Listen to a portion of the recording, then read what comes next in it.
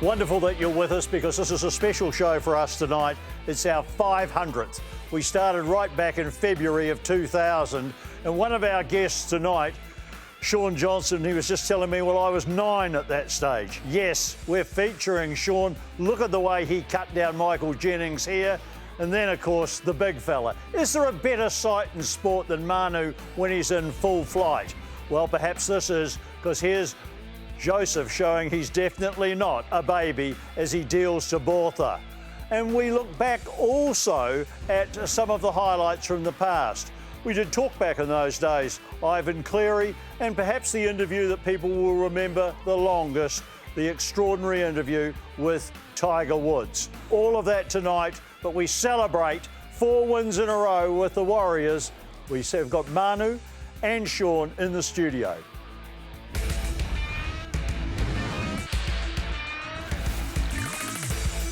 I thought maybe I'd have a tear or two, but I didn't at all. I know you didn't. Just a normal Kiwi bloke who's, playing for the All Blacks.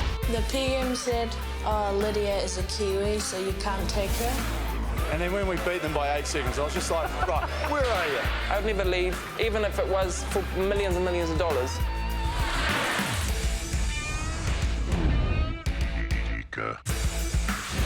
Let's not mess around, mate. There is no better sight in sport than watching you in full flight. What did it feel like when you got the pip in your hand and away you went? Yeah, I never thought I'll ever make it all that way. I just put my foot in front and got the ball and just ran for my life. So, I saw Frankie there and thought he was going to catch me, and I was hoping I probably will never catch me. So I'm happy to get across the line and. Well, you had the confidence to take him on, didn't you? Here, you must have thought, well, he could get me. Yeah. Confidence has grown in your game, hasn't it? Yeah, it has. It started with the Fight for Life and with the help of Monty. Kind of got my weight down and been trying to secure it around that, but I'll put a little bit on. But, I kind of need it for playing league, so yeah. Well, then there was another chase. Now, we've seen you intercept. We know that you're quick. But I'm going to put it right on you. Did you think you'd catch him? No, not initially, no. Obviously looking up and seeing it was Jennings with the ball, sort of just gave it a crack. And, look, I'm just... When did you think you'd get him? Tell me. Well, probably right about now. There. Yeah, I just sort of lunged for him. And, I was just stoked I could, make that play for the team at that time. Look, it's a great chase. One of the only tackles I made, so... Well, you're making more tackles than you used to make, and everything has happened. Shaun, and I wasn't joking, the first time I did this show, you're telling me you're 9. Yeah, well, that's a bit strange to think, actually. Yeah, it is. Look, we're very happy we can be a part of this show. It's wonderful to have you here. Yeah, cheers. And, you look back at the development of the Warriors, and even over this season, and things have really been developing along well.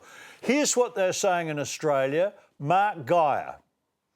A month ago, we're sitting in this very studio saying that, how long has Matty Elliott got left? It was like he was on borrowed time. It was like he was a dead man walking, because, and I think even the rumour is coming out of their camp that a couple of the senior players said, we want to go back to the way we were playing before you gave us too much structure. And if the last 4 weeks are anything to go by, they've been playing a brand of footy that we've come to know and love from the Warriors.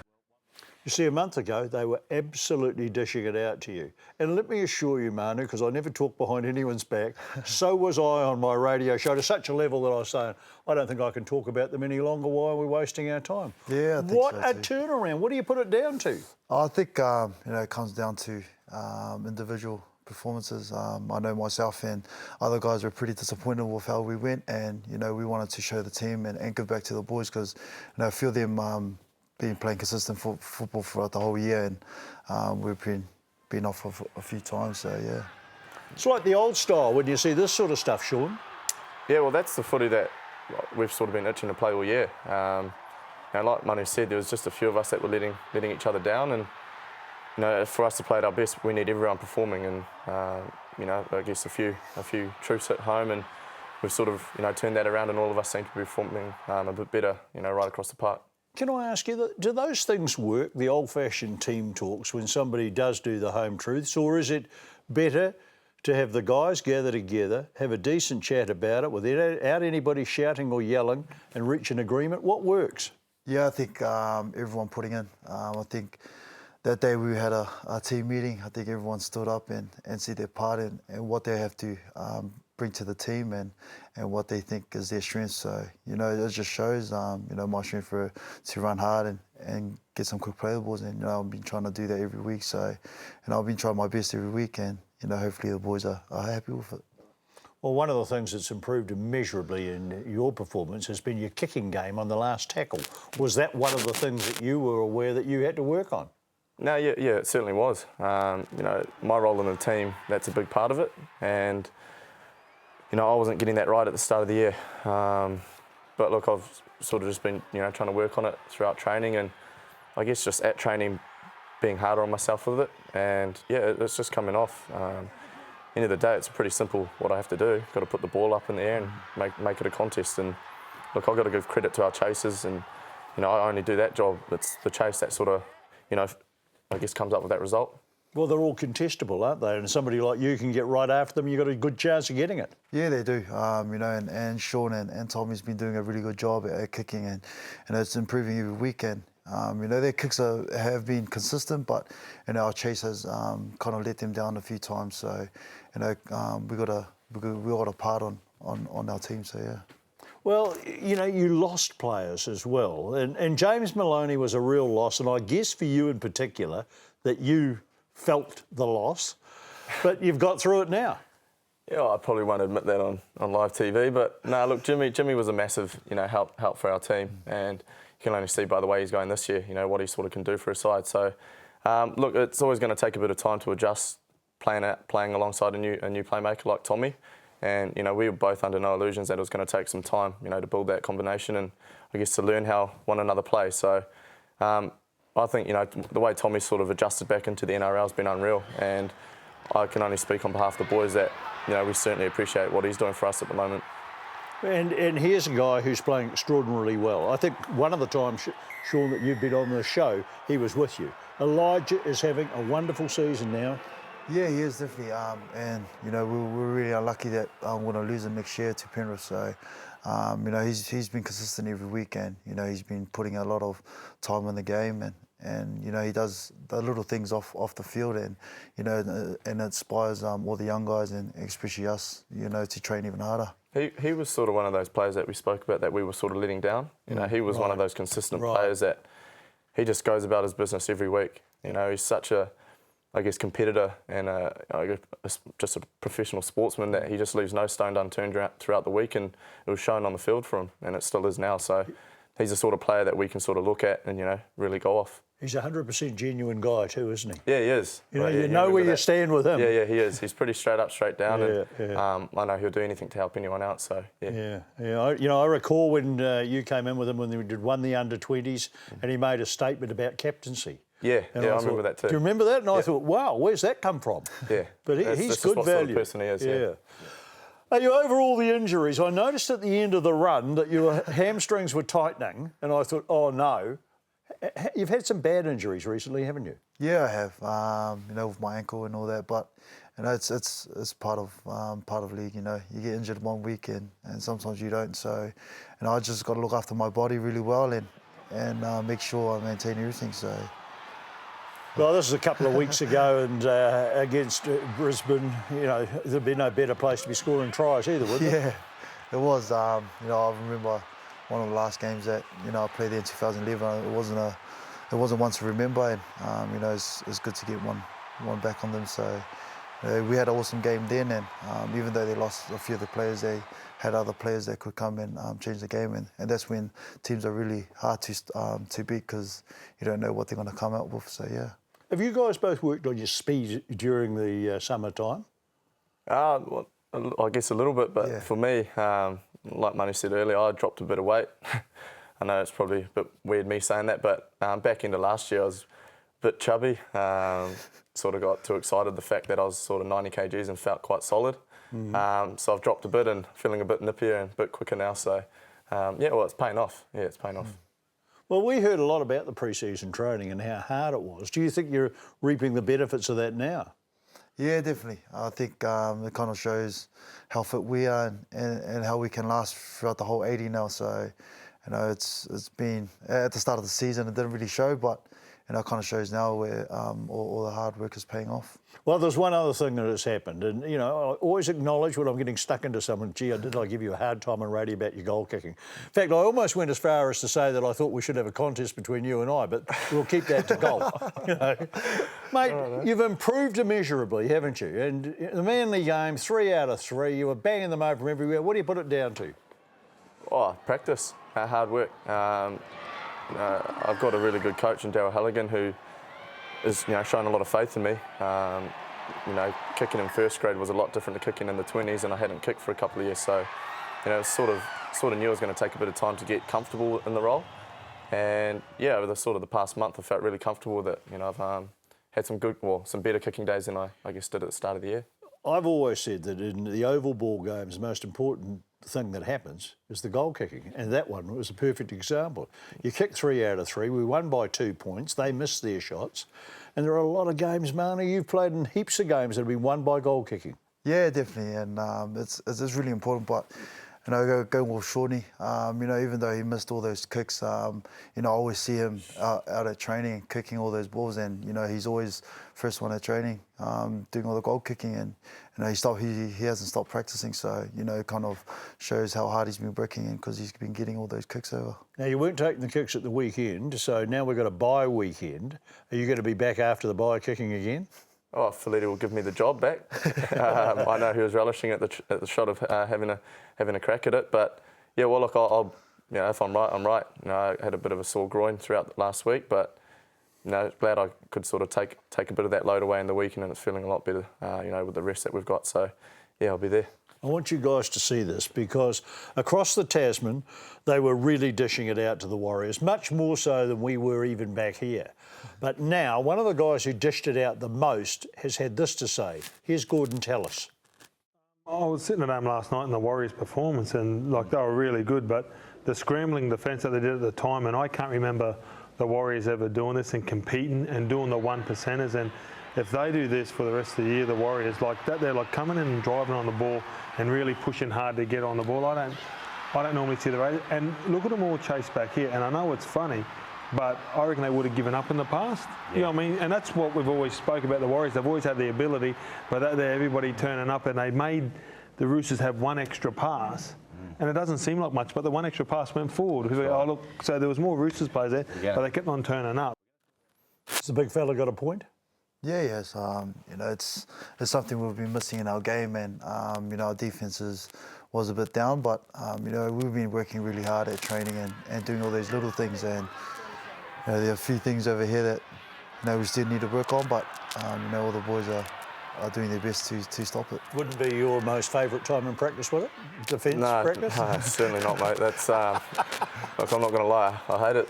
Yeah. Look, especially when you've just got to pretty much run it straight at people like Manu. You know, it was all about an attitude adjustment for us, and I guess that scrambling back over the past few weeks, like you've seen there, is all part of how it's changed. You know, it was strictly just an attitude adjustment. You know, wanting to make that play for your teammates, and you know, you've got to be able to do it at training if you want to take it out on the field. So, you know, all the boys are on the same page with it, so it's going good at the moment. See, it's a relief to you guys. Here it is, 4 in a row.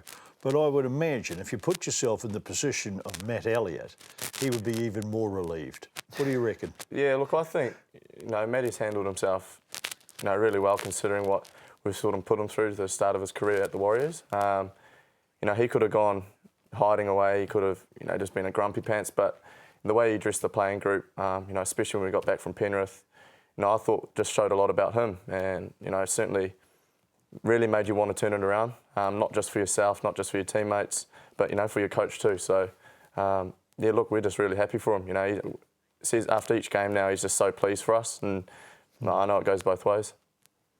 Well, you know, I want to talk more about Matt Elliott in a moment, but here's an interesting development that we're going to see more of.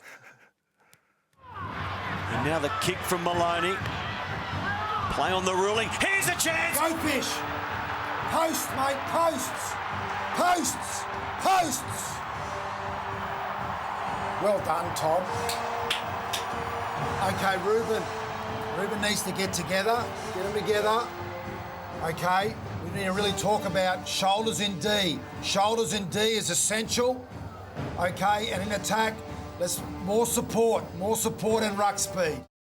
What do you reckon about that? Oh, that's great. I wonder if he thinks that. I wonder if he knows that fish can't actually hear him. More Todd. He's saying, "Well done, Todd. Well done, Todd." But I don't think he can hear him. But no, that's cool to see. I guess that's one side that we can't see. You know, we don't know what it's like up in the box room, and I guess we'd love to see many more of those moments throughout this year. So, You get on well with this guy? Yeah, definitely. I try and annoy him all the time. When I go to training, I try and sneak in, call his name without him seeing me. So, you know, trying to break him a few times, but you know, he won't let me break him. So, but you know, he's been an awesome bloke, and you know, he's been listening to the players a few times, and you know, he's taking what we've been telling him into consideration. So it's working really well. So yeah. Well, it's fascinating because, you know, he had a hard time of it at the start. There was publicity that you and he weren't getting on that well. How do you handle that sort of publicity? Oh, apparently we hated each other, so it was news to me. Yeah, I don't know. I just sort of was a bit bizarred by it, you know. Mine and Matty's relationship, I guess, at times can be a bit testing with me being the halfback and him being the coach. You're not always going to see eye to eye, but look, the good thing about our relationship is quite open, and we could just go talk to each other about it. You know, he's a pretty easy dude to talk to, and yeah, it's just like any other relationship, really. You know, ups and downs, but certainly, you know, have the same goal in mind, and that's to do the best for the team. So, you know, sport is very much like life, isn't it? You have your ups and your downs, your highs and your lows. So we've avoided the big low. But tell me, after Penrith, what were you thinking? Because it couldn't get much worse, could it? Yeah, you know, I was pretty angry and I was pretty down, but you know, after the game, I just try and brush the game off straight away. You know, I didn't want to think about it. Can you do that, Manu? Not straight away, but you know, I'm pretty disappointed. But you know, you just try and catch up with the other boys, and you know, get to see them again. So. And the fans got really uptight. At this stage, they were really bitchy about you guys smiling at each other after the game, or smiling with the opposition. I felt, in looking at that, and I'll be interested to know what your interpretation was, I thought it was almost like an embarrassed thing that you were doing. Well, we've got to be reasonably nice because we've just made fools of ourselves. So yeah, that obviously came across a lot different than what it actually meant. Yeah, you know, I know being a younger guy in the team, you know, we were just really happy, I guess, after the game, once the game had finished, to see some players that had played with us at the Warriors beforehand, firstly playing first grade and doing well. You know, there's no secret that, you know, there's probably a better way to go about that. You know, I know when I got pulled off the field, I didn't even want to go out on the field after the game and shake hands, but, you know, it's just something you got to do. Yeah. You know, it's just about, you know, being professional, and went and shook hands, went into change rooms after, and dealt with things differently in there. So, look, I know we were gutted. You know, we were gutted that day. It was certainly an embarrassment, and just knowing how many people we'd let down, and yeah, there's no worse feeling. Well, it's a long time ago now, and we don't need to away talk we about go. it now, We'll roll on. And in fact, let's look further ahead and go to the Kiwis. All right. Well, Manu, you don't have a Kiwi jersey at the moment, so you'll be wanting to get that back in a hurry. Yeah, definitely. I'll be training hard, and you know, I was pretty gutted last year when I didn't make the team. You know, but you know, it happens, and you know, I just got to play my best footy for the team, and you know, I'm focusing on the Warriors at the moment. So you know that hopefully, if we do well, then hopefully my chances will be up there. Mate, you score some more tries like that, and they'll have you. You'll be first picked. And the World Cup's coming up, isn't it? Yeah, it is. Obviously, it's an exciting time for us at the end of the year to look forward to. Yeah, hopefully we're all a part of it. You know. Well, you're the incumbent. Yeah, I've been quite lucky. You know, I've obviously just sort of made the most of my opportunities that, you know, with Benji out or Kieran Foran out. You know, I don't know that I'm behind a couple of good halves at the moment, so just got to sort of, you know, stay in the picture and keep working hard, and hopefully be there sometime at the end of the year. Now, I understand that famous league man, the Mad Butcher, has organised a major celebration for you. Tell me about this.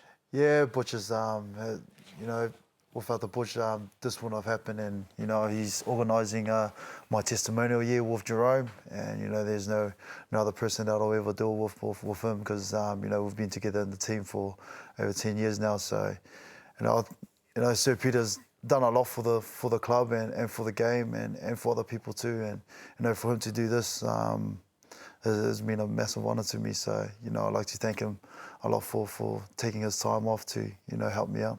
And you've re-signed, haven't you? Yeah, re-signed for another 2 years. Another 2 years? Yeah. Lovely. So it's awesome.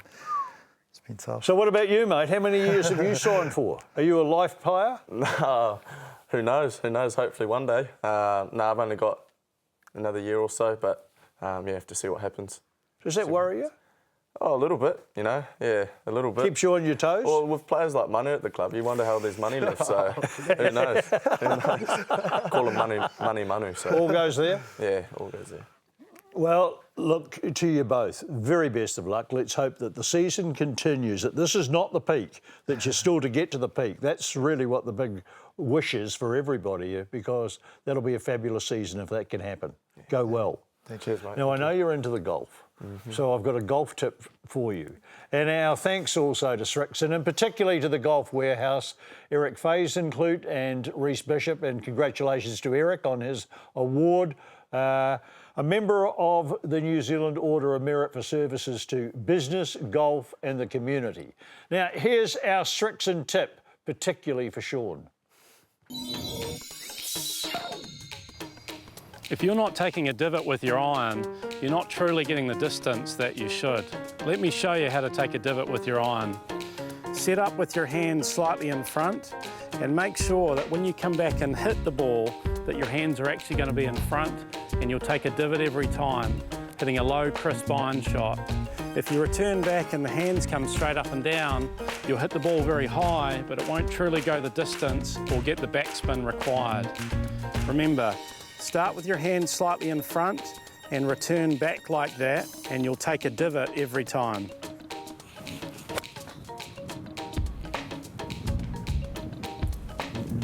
You'll pick up 10 metres on every iron shot doing it that way. Now, back after the break, and we're talking to Joseph Parker. We've been looking through the archives of this program, not too closely at this stage. There may be another program that will have a closer look.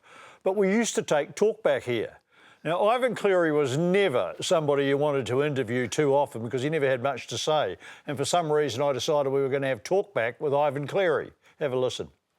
Murray, they're just worship down here, those boys. Are they? Yeah, the whole lot of them, they're wonderful. Fabulous. What I wanted to say was, and I'll say this briefly, I've never seen a live game with them, but I'll tell you what, every weekend they're in my living room. You feel as though you know them. They're the best ambassadors out in Ivan. I'm really sorry that you're going, mate. I'm going to miss not seeing you run on next year. You've been a real, solid block for that team, you and Campo. And when you're finished and your playing days are over, please come back to New Zealand and get into those Warriors and keep them going. Can you see why we got rid of talkback? You put someone like Ivan on to take it and he never said a thing. The other guy did all the talking, the bloke from Whakatane. Waste of time. Hey, we're back with Joseph Parker right after this. Deaker on Sport is brought to you by Air New Zealand, Rebel Sport and Srixon.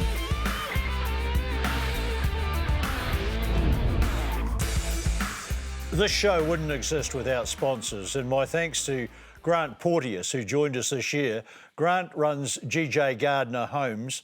They've done a lot for sport, and I was thrilled when they came on board. They present for you the GJ Gardner Homes Plays of the Week. Kenny down, goes along the ground, it's been trapped by Vatuvei, who's away, across, Nuasau can't get him, big Manu Vatuvei, makes it a beastly night for the Roosters. A bit of poise from big Manu, the foot trap, the pick up and go. Shaun, 31-year-old, at 17, the par 3, playing to 213 today. And watch this come off the hill, trickling toward the back right cup placement today.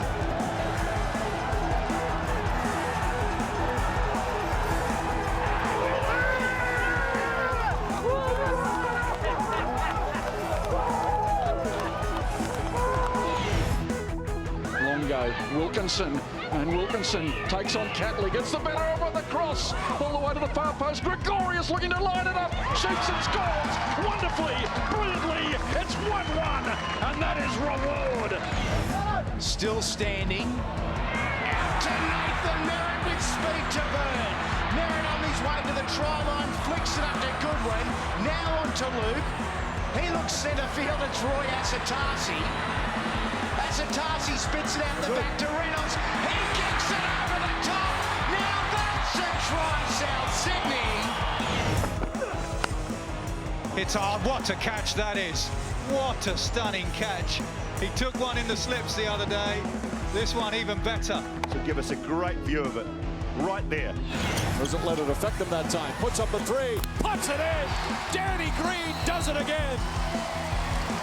Now has an NBA Finals record for most three-pointers in the history of the Finals. Nicholson at 10. Playing very quickly, Roger. 76 yards. And Green was running left to right on him very, very coarse. Well, that's nice. Birthday present.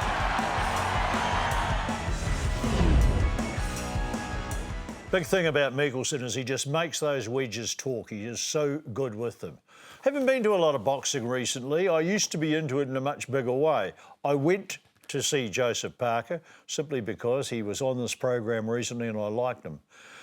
But there was a time when I interviewed a lot of boxers, and one that I will never forget for all sorts of reasons, many of which I can't tell you on nationwide television because of the language that was used before the interview, was with Jeff Fennick. Here's what happened.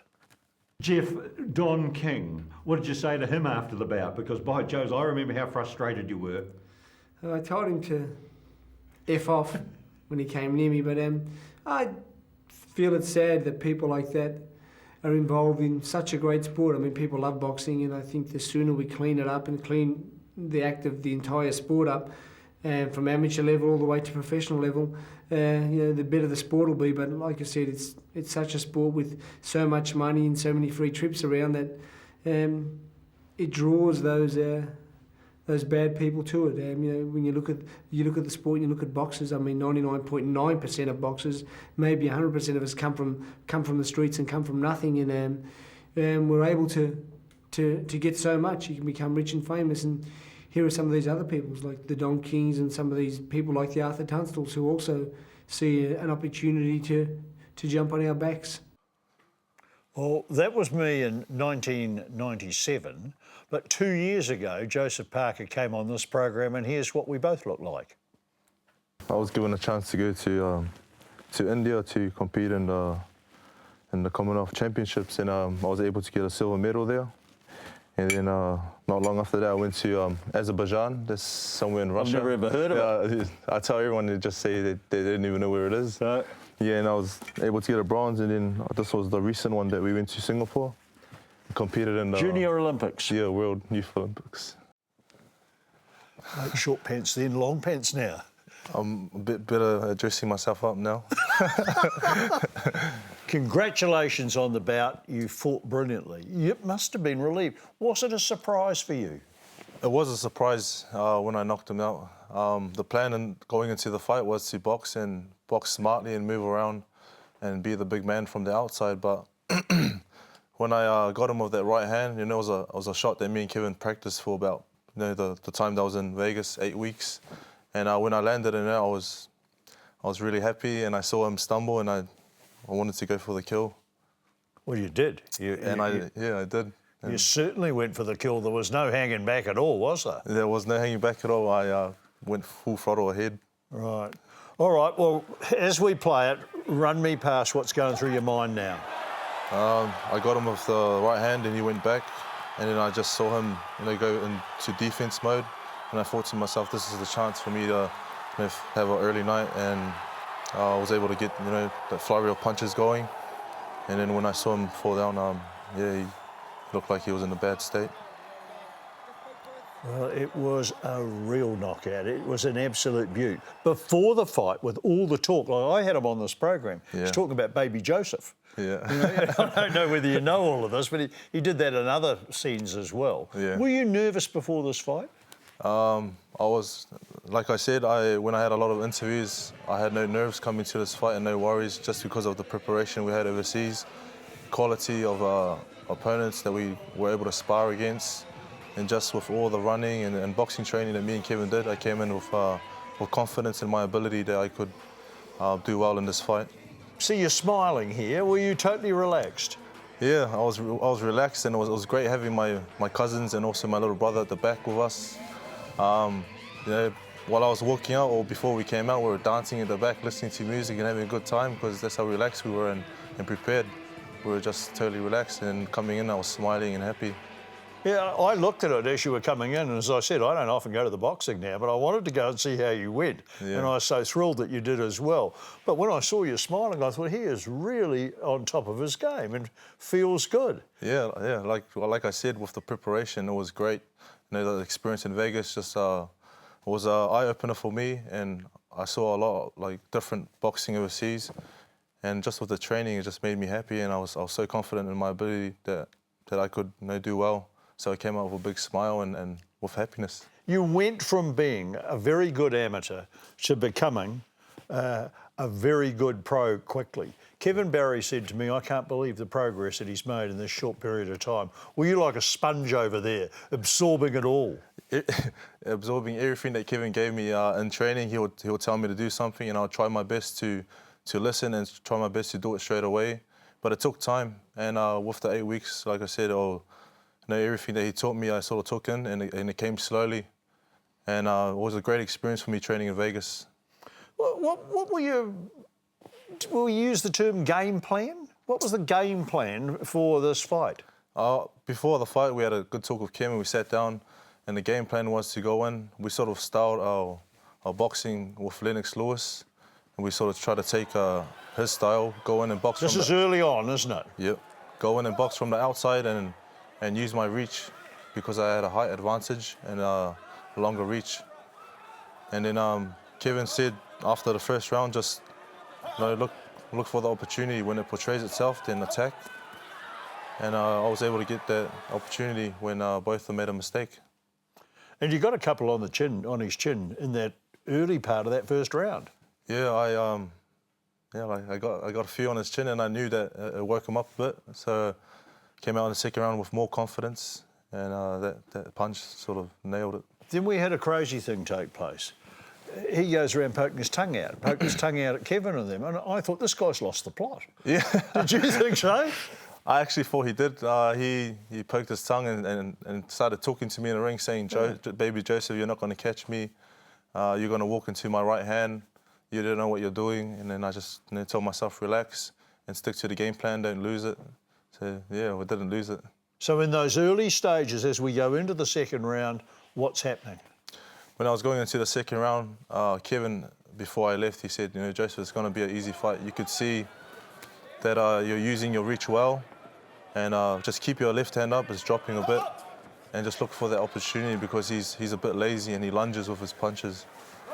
And yeah, he clipped me a few times, but it wasn't anything bad or serious. And I was just waiting for the opportunity when he made a mistake. See, he drops his hands, he drops his arms, he does everything wrong. He does everything wrong, yeah, but... And here he is talking to Kevin and carrying on like a yahoo, really, isn't it? See, Kevin, you're not gonna... Your boy doesn't know what you're doing. But Kevin just said, no, stay relaxed and calm and just stick to the plan. What a major advantage it is to have someone like Kevin Barry in your corner. What had he been saying to you in that break? He said, Joe, you're doing the right things. I want you to mix it up like you are doing, up and top, head and body, and just keep your left hand up. You're doing the right things, so just carry on the way you're going. Well, when he starts throwing a round arm like that and leaving himself exposed, you really wonder, and here it goes, bang. And you must have thought, there is a chance here now. Yeah, when I got close and I was able to let those punches go, he went into defense mode and parried a lot of them away. But I thought, when the opportunity comes and you get him with a clean one, then the combos will connect. All right, well, the opportunity came, and it's the piece that people suddenly sat up and thought, hello, what have we got here? Because New Zealand needs a boxing hero, no question. And here it is. Yeah. Great feel watching it again? It's a great feeling. I actually went to my uncle's house. He who walked me out. He was really happy at that night, and he showed me the replay, and I was quite happy with how it went. But then at the end, you feel a bit sorry for seeing him, his eyes rolled back in there. But it's part of the sport. If you don't do it to him, he'll do it to you. So, yeah. Well, there were actions by you after the fight which were appealing to me. I'm not a boxer, but the fact that you went over and you genuinely cared about him, I think is important, because if you don't have respect for your opponent in something, I don't see the point in doing it. Yeah, like in boxing, I think that's one of the key things you need to have is respect for our opponent. In the ring, it's all business and it's all part of the sport. But outside of the ring, you've got to show respect and show that you care for, and you're making new friends all the time. So it's great now we keep in touch and we're good friends. You've had people in your camp who, were talking to you, and guys like Rich Moriarty. Tell me, how does he fit into this scene? When I went over to Vegas, Rich Moriarty, he was one of Kevin's closest mates. There he is there, the chap with the glasses. Yeah, and we had a sponsorship from him, a 5-figure deal, and he helped us a lot. As you can see, he made our uniform and he flew down from Vegas to support. So he was a great supporter, and even though I just met him, also he took us to the Mayweather fights and that, which was a great opportunity for me to go to. And he's the right sort of bloke to be committed to you, because I understand he's a finance man. Yeah, he is. Has a lot to do with a lot of finance houses around the world. A lot to do, but he's actually a great guy. Yeah, good stuff. And it's great to have him down here. How long are you committed to Kevin and Rich Moriarty, and how long are you committed to Duco, and how does that all work in? With Duco, I already signed a 6-year contract with him, so we're long term. With Kevin, this was a trial to see if we had a bond and training with each other, and we had a connection, and it actually worked out for us, and we're really happy with the result. So probably sometime this week we'll sit down as a team and discuss how we're going to move forward from here. Now, everybody on Talkback is talking yourself against Shane Cameron. What's the story? No, I have a lot of respect for Shane. He's been in the ring with some great people and great fighters. And for now, I know I'm not up to that level yet. Shane Cameron's a 12-round fighter. I'm still the longest I've been in 6 rounds. So I need more experience and more fights. And once we sit down as a team and discuss how we're going to go from here, I'll probably look at taking Shane maybe in the future sometime if we sit down and have a good talk about it and can make a fight from it. So, Joseph, when's your next fight? My next fight is in August. And where will it be? I'll be on the undercard of David Tour, so hopefully here in New Zealand. It'll be good to go over to Vegas, train and come back. Over to Vegas, back here, it's all going to be happening. Yeah, it's all going to be happening. Can I congratulate you so much on what you've achieved in such a short period of time, and wish you all the best with the future. Thank you very much for having me back on. Good stuff. Thanks, Lovely to see you. Now, our Tui hard case moment, and as we thank the sponsors who've been with us, DB and Brian Blake have been absolutely marvellous, as has Jared Beer from Tui. And here's our Tui hard case moment. As the Kookaburras lined up for the national anthem, something didn't quite sound right. I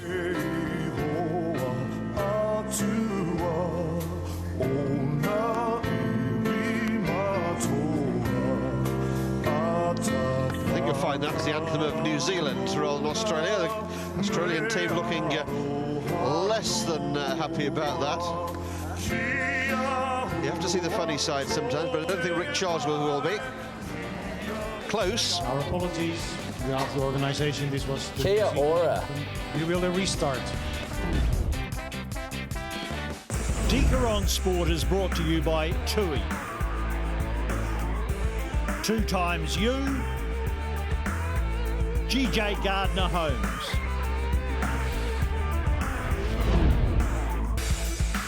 Two times you, yes, great clothing to wear, and I'm thrilled that they are with us on this program. And our 2 times you performer of the week is not hard to pick. A fantastic performance by the All Blacks. Here it is. As Aaron Smith works it away for Manu, drops another one, kick in, and Serbia scores the opening try, just over 3 minutes gone. The French have gone backwards here. Now drop kick from Michalak, and charged. by Sam Cane. And Mishavak's knocked it on. And the referee's playing advantage, and off goes Manu with it. And the All Blacks have survived plus as they move it away. Here's a chance. Coles turns it back on the inside for Savia. What a brilliant try. Built on defence and scored by Ben Smith. And it comes to Wepu, and Barrett moves it across. And here comes the attack from wide out. Ranger on the charge. Got a beautiful pass back to Conrad Smith. Now the chase is on, and the bounce in favouring Cruden. Looks to offload, beautifully done, and Barrett is away. What another great try. What a superb try. The skill level, incredible.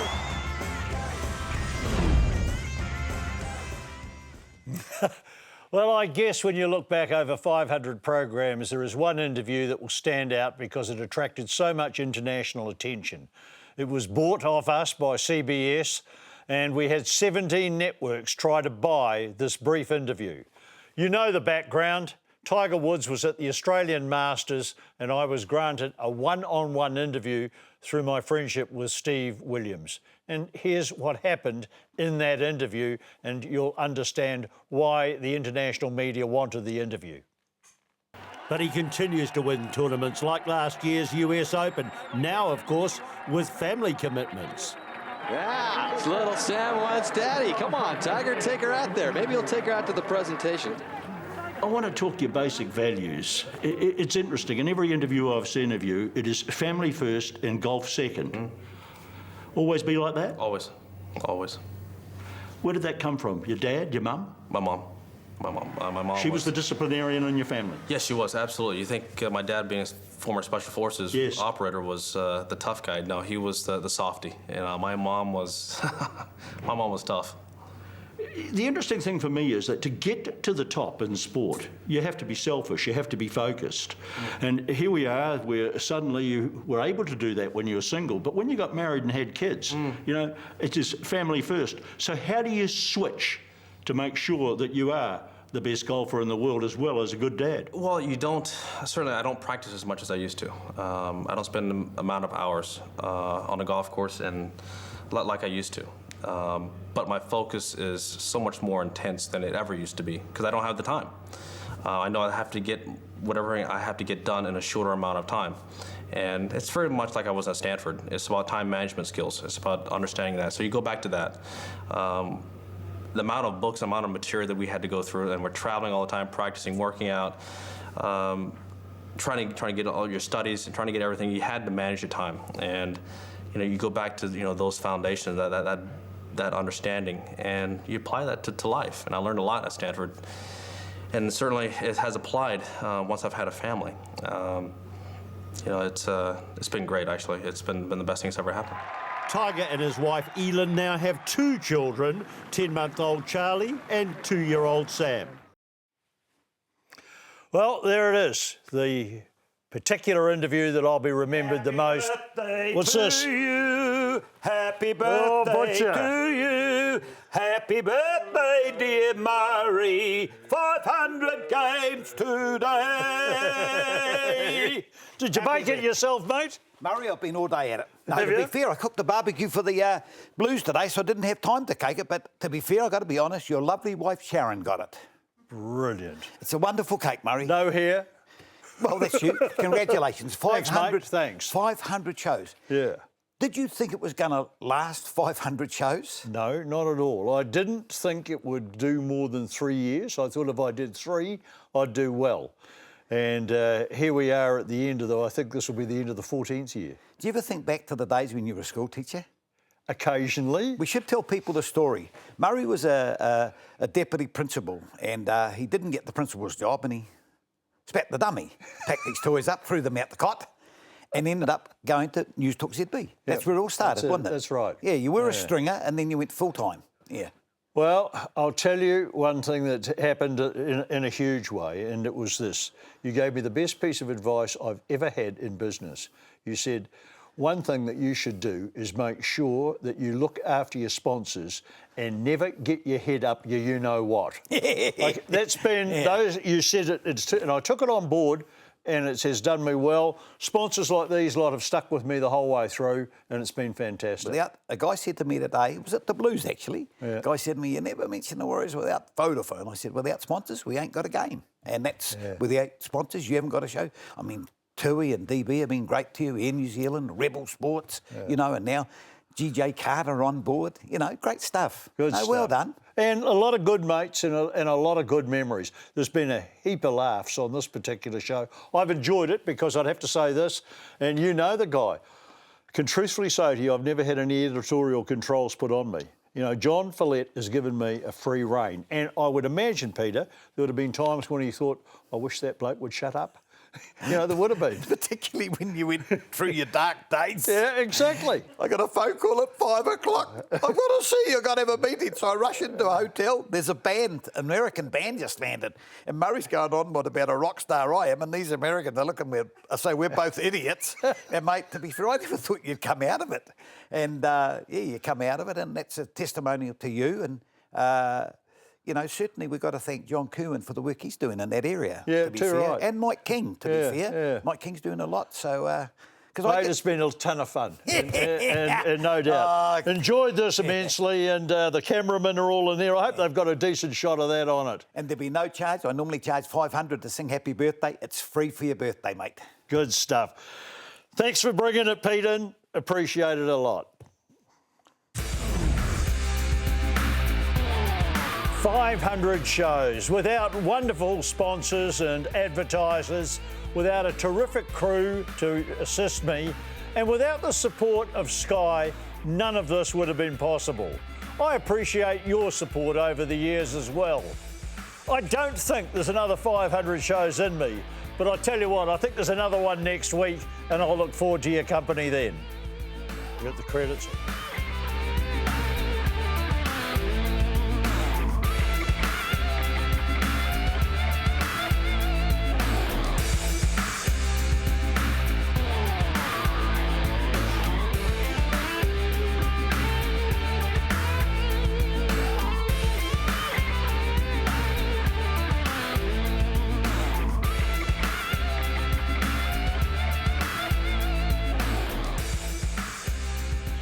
This content was proudly made right here in New Zealand.